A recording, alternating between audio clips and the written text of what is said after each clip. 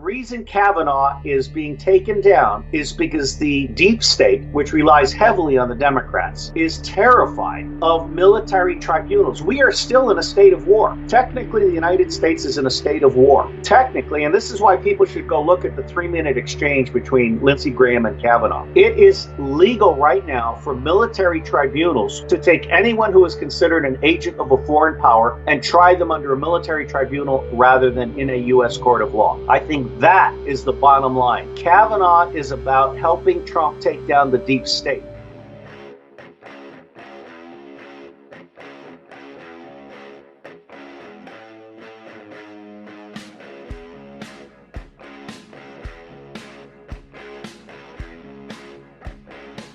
Hi, and welcome to the X22 Report Spotlight. Today we have a new guest, Robert David Steele. Robert was recommended for the Nobel Peace Prize in 2017. He is a former Marine CIA case officer and co-founder of the U.S. Marine Corps Intelligence Activity. Robert's mission has been to spread the use of open source intelligence, that's OSINT. He has written handbooks on OSINT for NATO, the DIA, and U.S. Special Operation Forces. He's the creator and owner of RobertDavidSteele.com, and I am very happy to have Robert on the X22 Report Spotlight. Robert, welcome to the Spotlight. Well, I'm very pleased that you invited me. I love your geopolitical surveys. I think you're doing a great job. Thank you. Thank you very much, and thank you for being here. I really appreciate it. And I just wanted to start off, I mentioned right in the beginning that you were recommended for a Nobel Peace Prize in 2017. Can you just tell me and the audience, what was this all about? Glad to. And let me point out that the editor of the Defense and Intelligence Journal in Norway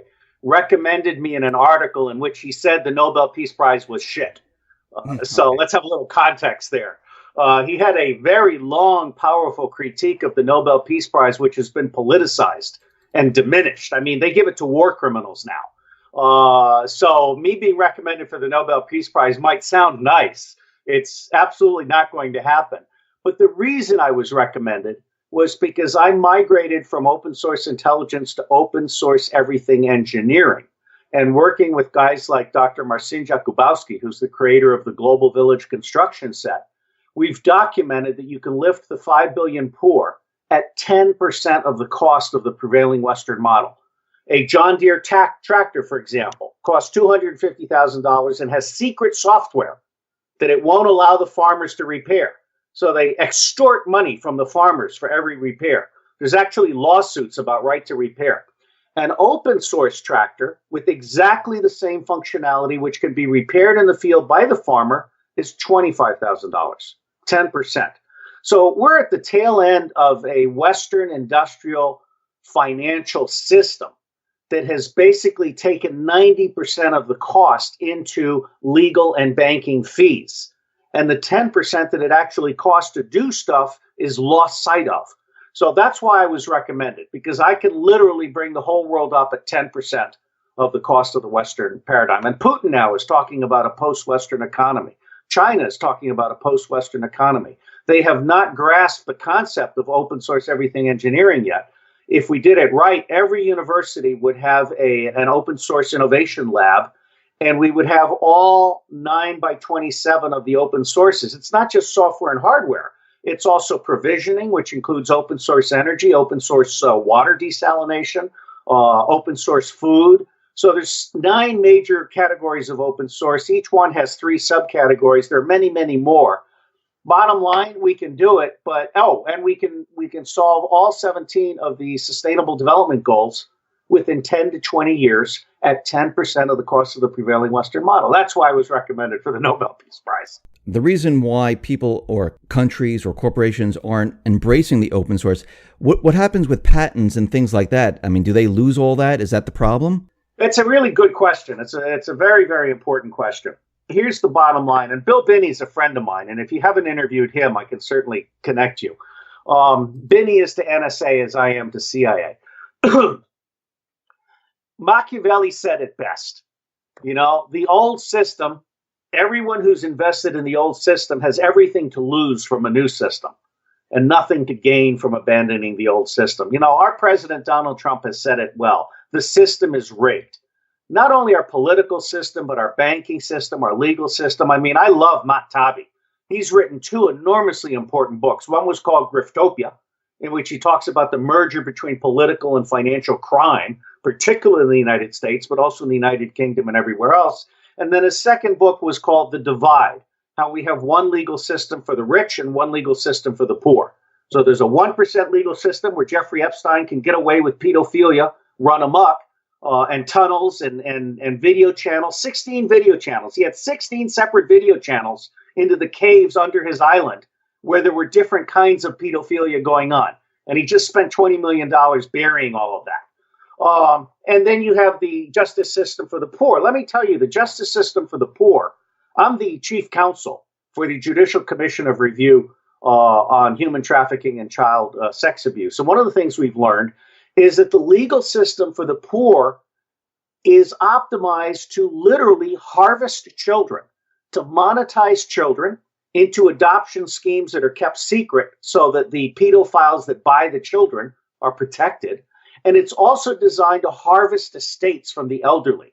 Elderly people across America are being put into wards of the state in a very malicious, deliberate fashion that often includes drugging them, so that the state can then, or the individuals within the state, specific judges, specific prosecutors, specific lawyers that look for these victims, and they literally turn them into a ward of the state, and then they suck out their estate and then let them die under state care.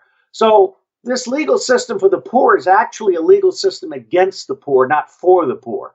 And I think Tavi has rendered a very important work there, and I think you will see much, much more about this, to include, I believe, that Grant Thornton, which is a Rothschild company, and all of these other auditing firms, they're all going to be taken down in the next 5 to 6 years because all of them are corrupt to the bone, basically rubber stamping high crimes at the highest possible level. I wanted to switch topics to Judge Kavanaugh because this is in the news today, and we can see that, there's allegations against him. We see it's all over the mainstream media. I wanted to get your take on what's really happening with Judge Kavanaugh. Well, let me first tell your listeners that we have 40 updates on our Judge Kavanaugh post at phi-beta-iota.net.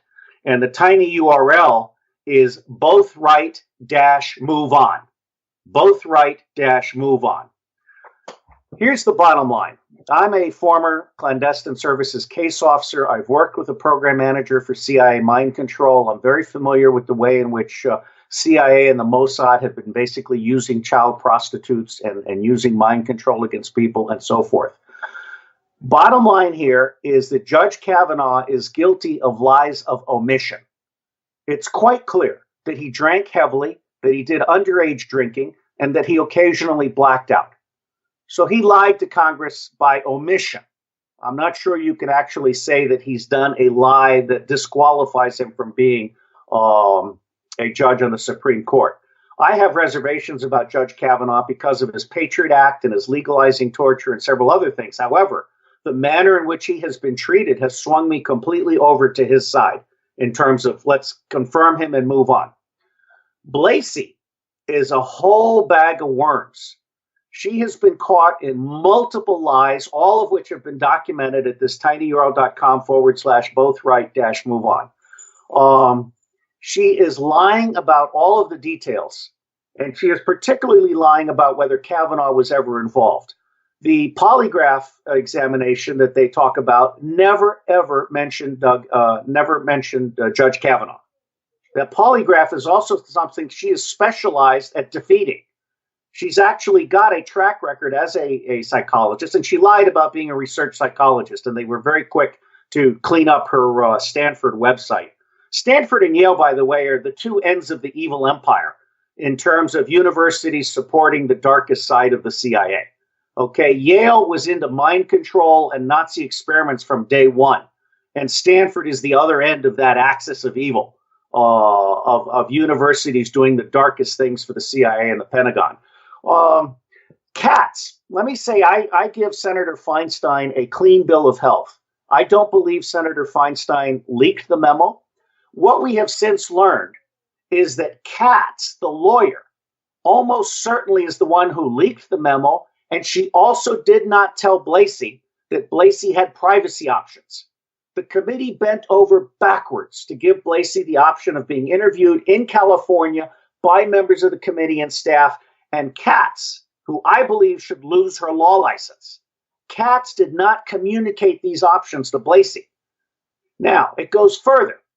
George Soros funded a hit job on Kavanaugh that mobilized someone called Ricky Seidman, a female who was an advisor to Anita Hill. In June of this year, Ricky Seidman was mobilized to develop Blasey as a hit job on Kavanaugh. Katz was then brought in, and I believe that Katz works for Chuck Schumer. Okay, not Feinstein. If I were to wave a magic wand today and say, here's where the blame goes, I would bless Senator Feinstein for protecting Blasey as Blasey wished to be protected, and I would nail Katz to the wall with an FBI investigation she can't escape. I think Katz is the evildoer here, who literally working for Soros and working for Senator Chuck Schumer, who is on record as saying he'll do whatever it takes to defeat Kavanaugh. I think Katz is the eye of the storm, and the FBI should be investigating Katz to include all of her emails and all of her cell phones, which, of course, we do have in the NSA database. From where I sit, Kavanaugh is just as qualified as Gorsuch was, and the difference is not Kavanaugh. The difference is the Democrats decided to do a total political assassination on Kavanaugh, having let Gorsuch slide. Okay, so the real difference here is the degree to which Chuck Schumer, Senator Chuck Schumer, who represents Israel, by the way, not the United States of America, Chuck Schumer decided to take Kavanaugh out at any cost, and Katz was his instrument. And I hope that's the story the American people will understand one of these days. Now, does Deborah Katz, does she have any connection to Clinton? She is Hillary Clinton's lover, lawyer, and fundraiser. And when I say lover, I say in the sense that she loves Hillary Clinton. If I had her under interview on a stand, I would be asking her, have you ever kissed Hillary Clinton? Have you ever fondled Hillary Clinton? Discovery is a lot of fun once you get into it. Bottom line, Katz is dirty, dirty, dirty. So what is the real reason where they're going after Kavanaugh? Why are they pushing so hard? What is the whole purpose of this? Is it they just don't like him? You've asked the question in a way no one else has. Let me tell you, this is not about Roe v. Wade. This is not about Roe v. Wade. This is about military tribunals. Katz became a target with a bullseye on his forehead when Senator Lindsey Graham had that exchange with him, which is one of the most popular pieces. I had it pulled out. Lindsey Graham, who, by the way, if you want to really understand something, John McCain was executed and Lindsey Graham was pardoned. Okay? John Kasich is on CNN saying McCain was executed. All right? Bottom line, McCain is dead. Lindsey Graham is now the apple of Donald Trump's eye. Well, let me go back here. You said McCain was executed. Why was he executed? That's what John Kasich has said on national television. McCain sold out to the Saudis, to the Israelis, to a whole bunch of other people. Okay. McCain sold out on the POWs, the POWs. McCain supported Hillary Clinton in selling Syria and Yemen to Saudi Arabia, and selling Libya to the French, and selling Uranium One to Russia. McCain and Clinton were actually much, much closer than people realize. He was essentially a traitor to the United States of America at multiple levels across decades. Lindsey Graham has had his issues. But if you look at Lindsey Graham carefully right now, you will see that he has made his peace with Donald Trump. And he is now rendering a vital service to the nation. And God bless him. I think of people as born again. In my humble opinion, Lindsey Graham has been born again. All is forgiven. He is now serving the Republic in a very, very important way. And the reason Kavanaugh is being taken down is because the deep state, which relies heavily on the Democrats, is terrified of military tribunals. We are still in a state of war. Technically, the United States is in a state of war. Technically, and this is why people should go look at the 3-minute exchange between Lindsey Graham and Kavanaugh. That we've been at war, and it's called the war on terrorism. Do you generally agree with that concept? I do, Senator, because Congress passed the authorization for use of military force, which is still in effect. And that was passed, of course, on September 14th, 2001, 3 days later. Let's talk about the law in war. Is there a body of law called the law of armed conflict? There is such a body, Senator. Is there a body of law that's called basic criminal law? Yes, Senator. Are there differences between those two bodies of law? Yes, Senator. From an American citizen's point of view, do your constitutional rights follow you? If you're in Paris, does the Fourth Amendment protect you as an American from your own government? From your own government, yes. Okay. So if you're in Afghanistan, do your constitutional rights protect you against your own government? If you're an American in Afghanistan, you have constitutional rights as against the U.S. government. Is there a long-standing... That's long settled law. Isn't there also a long-settled law that it goes back to the Eisentrager case? I can't remember the name of it. Yeah, Johnson versus Eisentrager. Right.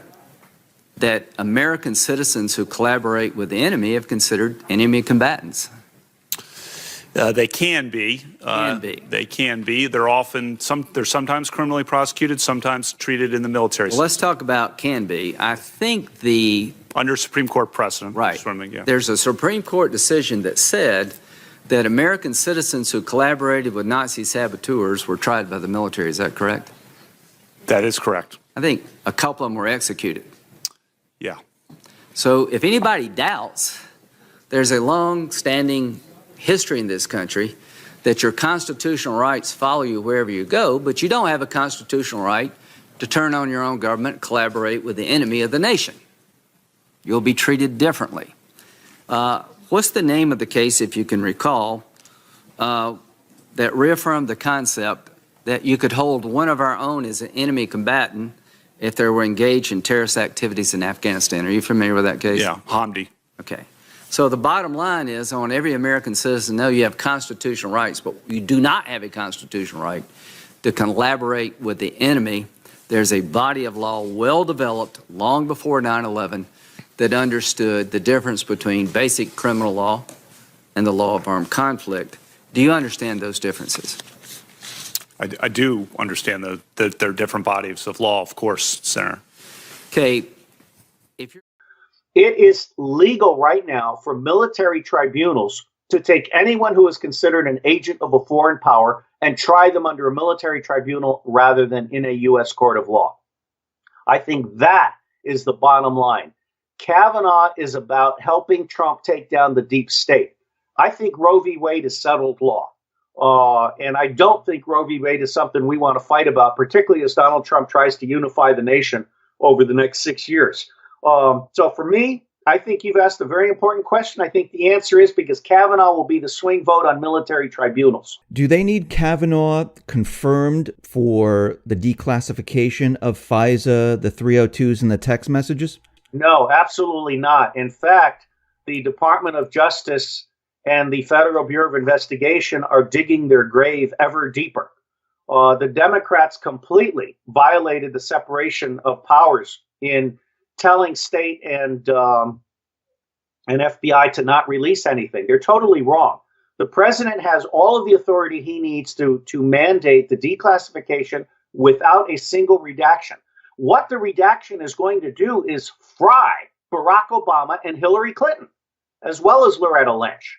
Once you get all those redactions out of there, I am absolutely certain you can actually create a case for retrospective impeachment of Barack Obama. So, I mean, if you have a retrospective impeachment of Obama, I wouldn't do that. I'm saying, hypothetically speaking. Well, let's say that does happen. Let's say, a lot of the, let's say the birth certificate thing is true and everything else comes out and they, say that he's wasn't really valid as a president. What happens to all the laws and everything that he's done, in the last 8 years that he was president? You're asking a brilliant question, which can go even further back to Bush and Cheney.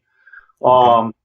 I've published a series of memorandums for the president that was delivered to the White House. It's available free online at tinyurl/911-POTUS, P-O-T-U-S.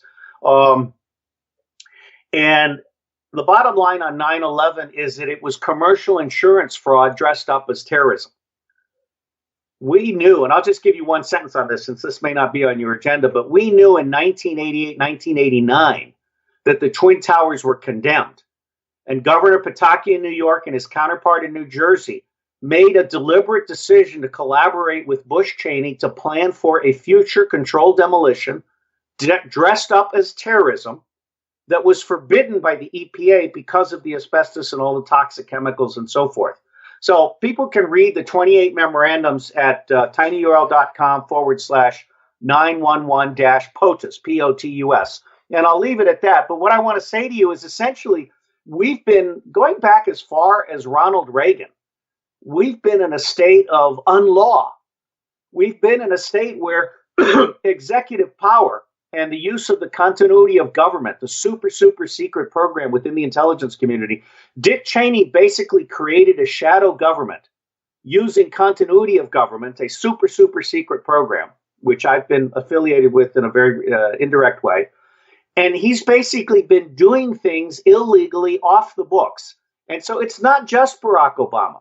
It's also the two Bushes and Dick Cheney. What you're saying here, if this comes out and the declassification happens and, they point the finger at Clinton and Obama, how is the country going to react to this? I mean, a lot of people are sleeping. A lot of people don't realize that this is happening. I mean, how is the country going to react to something like this? I mean, do you see like a civil war? Or do you see riots? I don't see a civil war. And I have to tell you, I was very concerned at one point that George Soros might succeed with his #resist movement. And they were seeking to create violence in the streets the summer after Trump was inaugurated. It failed completely. I mean, he could not even get paid black protesters to show up. Okay, it failed completely. My best guess, and this is why I've been a proponent of throwing the press out of the White House and creating a Trump studio and having Trump do fireside chats every day and also bringing in the assistant secretaries and a whole bunch of other people. Because right now, America is badly educated and it cannot glean an education from the mainstream media. And those alternative channels like yours and Mike Adams, Natural News, and so forth, even Alex Jones, although you can hardly compare the two, they're being repressed. They're being digitally assassinated. So I believe that we need a national YouTube or BitChute educational program for the country. And we have to have a truth channel. And that's why two billionaires have come to me and said, what will it take to create a truth channel? That's $200 million. So we may see a truth channel sometime in the next year that will be built around BitChute and code mail. It will basically replace every element of Google Gestapo, including meetup.com. Meetup.com works for the Anti-Defamation League and has eliminated conservative meetups at the same time that it's waived fees for 1,087 #resist groups. So bottom line here is we need a whole new internet. Tim Berners-Lee is still stuck in the URL age. We're talking about a world brain. We're talking about where you do own your own information and your information is encrypted and you decide to have access I love Cisco's application-oriented network, where you could create rules for your information down to the nano data level. And you could say, okay, today the Chinese can see this and tomorrow they can't. Or today only people who live in New Jersey and have a badge can see this. So there's a lot of sophistication that has been kept out of the internet. There's a lot of good code that has been kept out of the internet. The internet is like science. It's reductionist crap. It still doesn't provide the tools for sense making. I mean, I love, I think it was Micah Sifry that wrote a book, The Big Disconnect, How the Internet is Still Broken. He's absolutely right.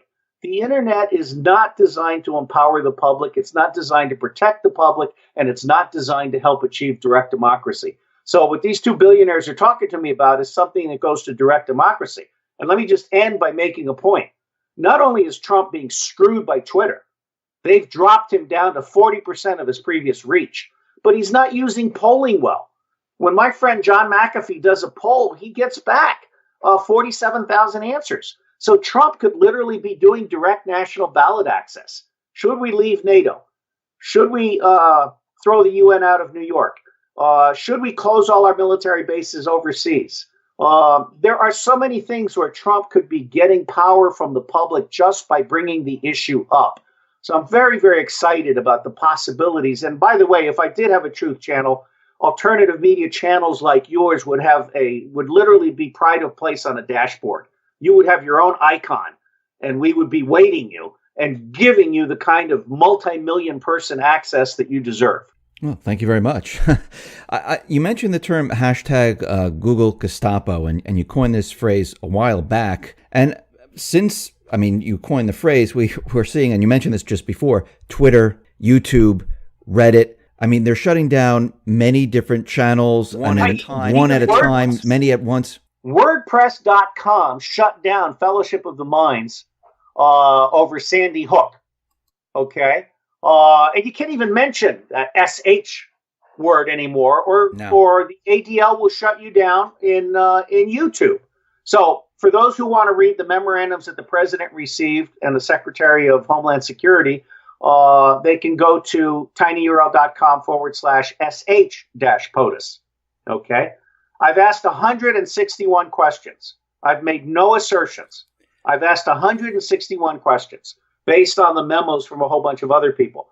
So bottom line here is that Cynthia McKinney and she wears a white shirt with hashtag unrig. She's the black alt-left woman, former political congresswoman. I am the alt-right white guy, former spy, Nobel Prize, Peace Prize nomination, so forth. We came together and we were pressing for hashtag unrig Election Reform Act.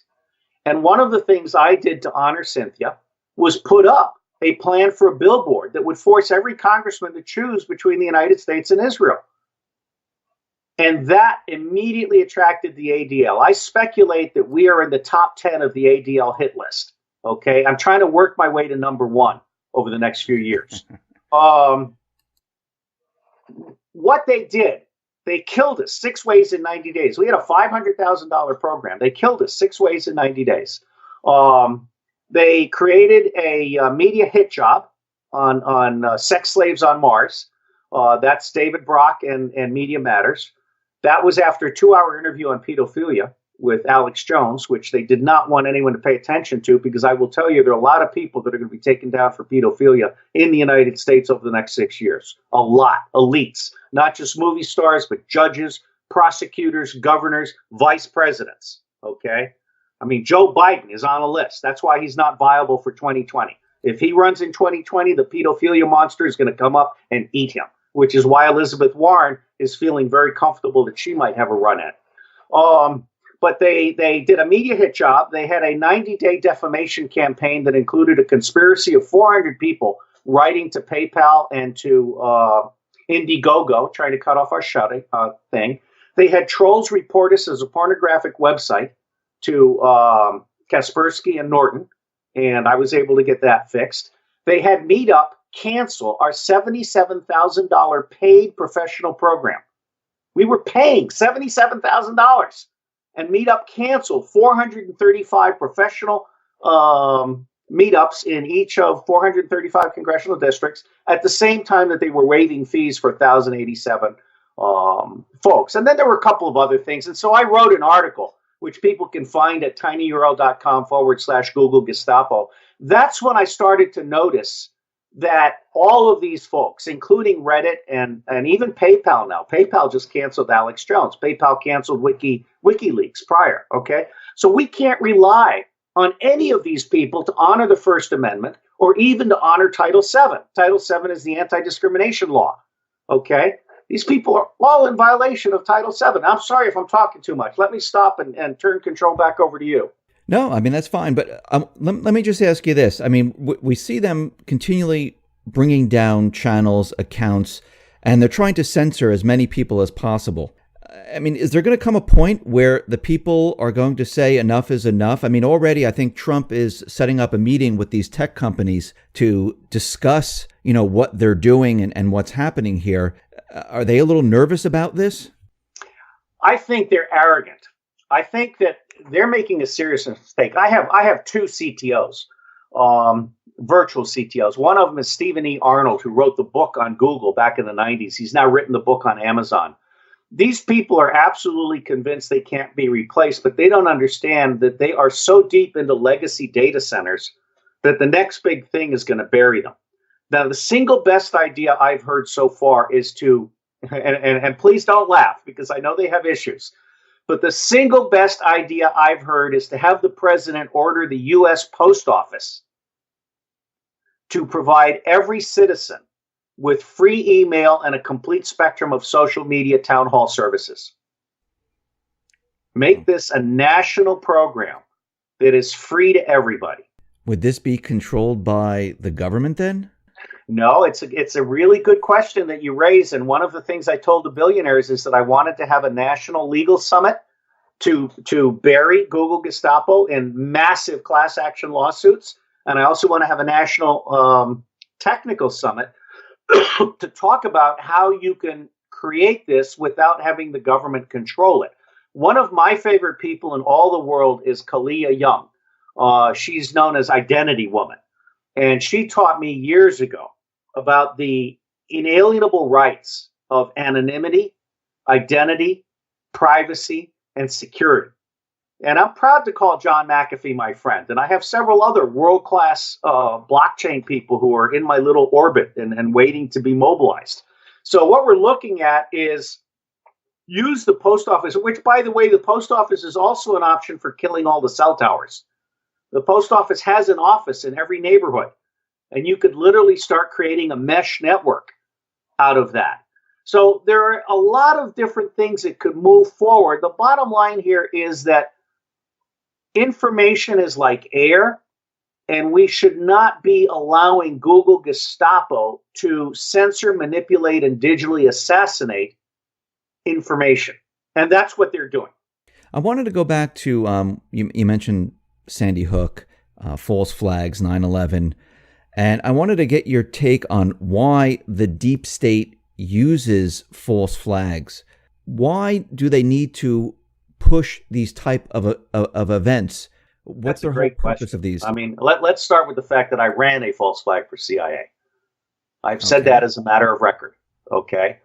Now, for those of you viewers that are not familiar with the term, false flag originated in maritime warfare, where a pirate or another nation, like the Spanish coming up on a French ship, they would fly the flag of their enemy until they got close enough to surprise them and then hopefully defeat them. So false flag means nothing more or less than taking an action that is disguised as if someone else were doing it. And I have a Kindle book that is called False Flags, Tools of the Deep State. And the pieces of the Kindle book are all free online at phi-beta-iota.net. And by the way, I just spent $2,000 backing myself up out of everything that could interfere with phi-beta-iota.net to include Iceland. So bottom line is I cannot be shut down. But I had to take that precaution because WordPress and Google Blog just shut down a very important website. All of these people are acting outside the boundaries of law and common respect for free speech. So it's very important. Now, going back to false flag. Essentially, I think that the 1% have realized that keeping the 99% in a constant state of fear is a good thing. Barack Obama made it possible to legally lie to the American public when he undermined, I think it's this, I forget the exact name of the act, but there's an act that stood for a long time that said you are not allowed to lie to the American public and propagandize the American public. And he changed that act, so now it's legal. There are also a number of other areas where I think President Trump is going to be able to come out with a very powerful program that says you are no longer allowed to lie to the public. In fact, national security warrants are out there, where, for example, the cops who are lying to the public about Sandy Hook are doing so under a national security warrant that says you are indemnified from any consequences for lying because it's in our national security interest for Sandy Hook to not be discovered to be a false flag. Okay? I mean, Amazon is banning books that attempt to discuss Sandy Hook. And that's why I took all my reviews away from Amazon. I was the top Amazon reviewer for nonfiction. Over 2,500 reviews in 98 categories. I took them all off of Amazon. They can now be seen free online at phi-beta-iota.net. So false flags are a way of pursuing the anti-gun agenda. They're a way of legitimizing the mass surveillance police state, which is, I mean, I am appalled We had 80,000 SWAT attacks last year in the United States of America, and many of them were at the wrong address. We're killing people with SWAT teams that are treating the public like cockroaches. That's actually a term that's being used in Israeli training of U.S. cops. These people are cockroaches. You have to stamp them out. Okay, this is absolutely outrageous. It used to be, I had an uncle who was a Nassau County cop back when cops put their lives on the line for the public. And when my uncle was a Nassau County cop in New York, he understood that given a choice between taking a bullet and killing an innocent civilian, he took the bullet. That's what community-focused law enforcement is supposed to be about. So we've lost it in this country completely. Sandy Hook for me and Orlando are places where the public can learn. I believe it's essential that we challenge. I actually think Alex Jones has been bought off. Alex Jones could win the Sandy Hook lawsuits if he had the balls to go the distance. But my sense is he's being bought off, and he's going to take a fall on Sandy Hook to deepen the legitimacy of what I believe is a false flag event.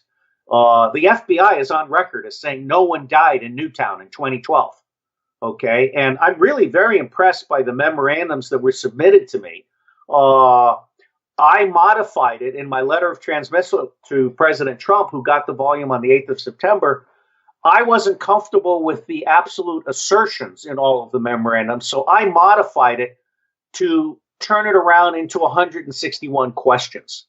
And you've got former state trooper Walter Halbig, who's an absolute patriotic American former state trooper. He knows what he's talking about when he says these state troopers are lying. And I absolutely guarantee you, you give me these state troopers in handcuffs and I will get them to tell the truth in a kind and gentle way using my military interrogation translator teams. Also, I think President Trump needs to give each of these state troopers a written presidential memorandum that gives them a combination of a pardon and a presidential order. I will pardon you for your previous lies, provided you tell the truth from this point on. I am overturning any national security warrant you may be operating under. You are no longer authorized to lie to the public.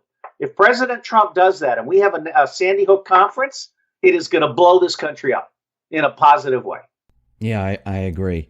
I wanted to talk, since we're talking about false flags, there was like letters that were mailed to Mattis, Trump in the Pentagon. I think it was the Pentagon post office, not actually inside the building. Do you think that this was a message to them from the deep state? Let me explore that with some nuances. Going back to the anthrax attacks on Congress, those were shadow government attacks. In other words, we did it to ourselves. Okay. Going back to 9/11, the explosives in the Pentagon were planted by Pentagon employees.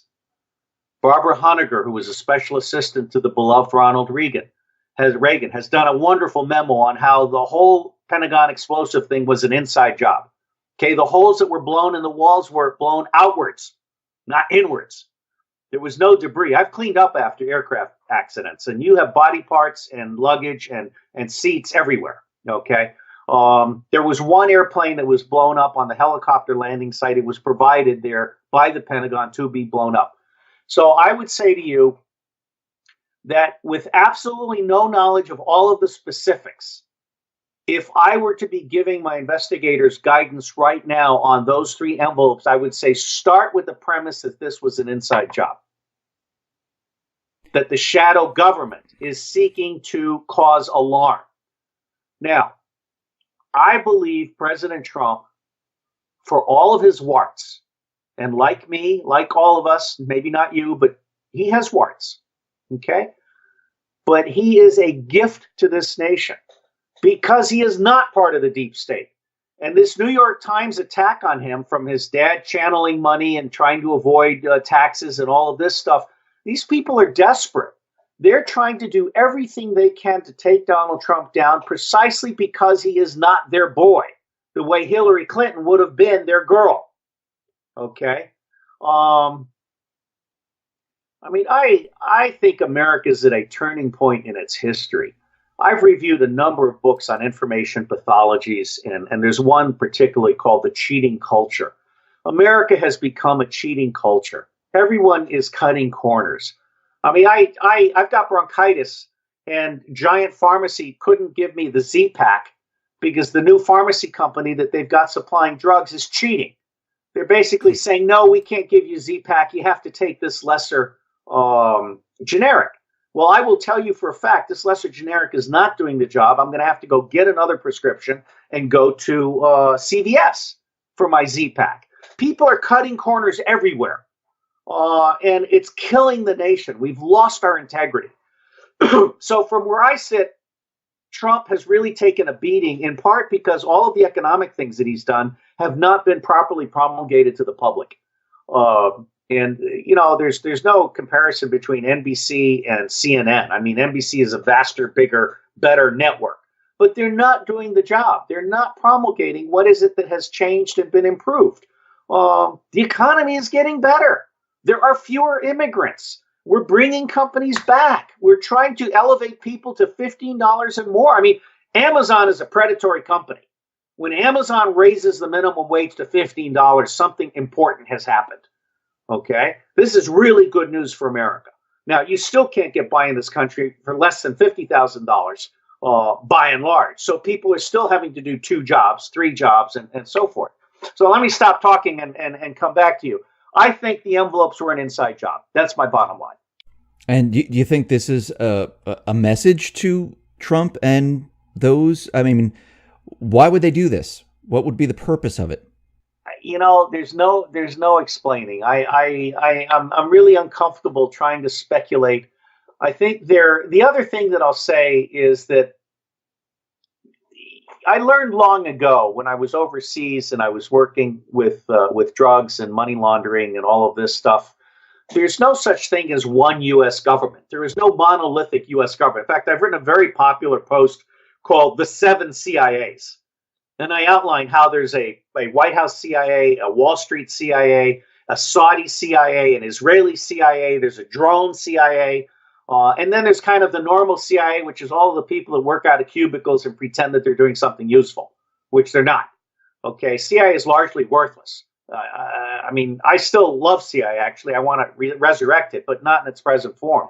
Bill Binney and I have agreed that CIA, NSA, and all the other pieces, we can cut 70% of them.